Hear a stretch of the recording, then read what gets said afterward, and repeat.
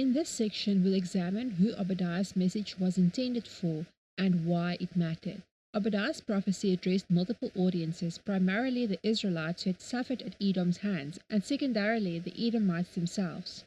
We'll explore how Israel's expectations shaped the message and how the prophecy resonated differently with each group. Obadiah's primary audience was the Israelites who had either been exiled or remained in Judah after the Babylon conquest. This message would have resonated deeply with them, as many had suffered greatly not only at Babylon's hands but also due to Edom's betrayal. Through his prophecy, Obadiah gave the Israelites hope of justice, reassuring them that God would not overlook Edom's actions. This promise of retribution served to strengthen and comfort a devastated nation. For Israel, the message against Edom wasn't just a prophecy, it was a validation for the desire for justice. Edom, as a key nation descended from Esau, had a historical connection with Israel. The connection made Edom's betrayal even more painful and left Israel longing for divine retribution. Obadiah's prophecy reassured them that God saw Edom's wrongdoing and that justice would come. This aligned with Israel's expectation that God would defend his people and punish their enemies. Edom also served as a secondary audience in Obadiah's prophecy. Although the message was written to encourage and uplift Israel, it also served as a direct warning to Edom. Through Obadiah's words, Edom was reminded of the consequences of turning against their kin and rejoicing in Israel's suffering.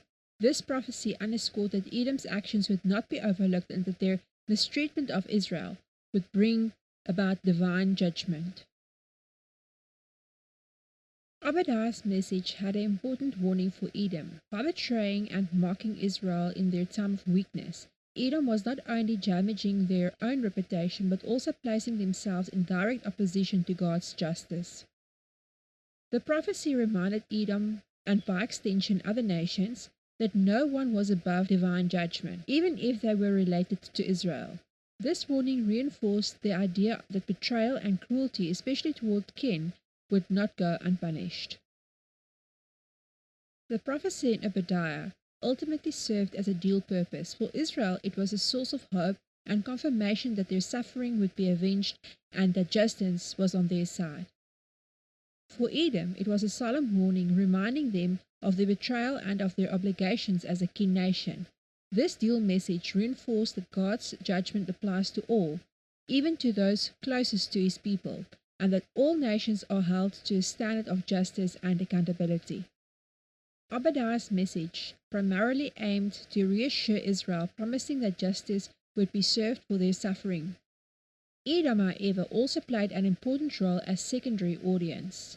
The prophecy was a stern reminder of God's standard of justice, showing that betrayal and cruelty, especially against family, would have consequences.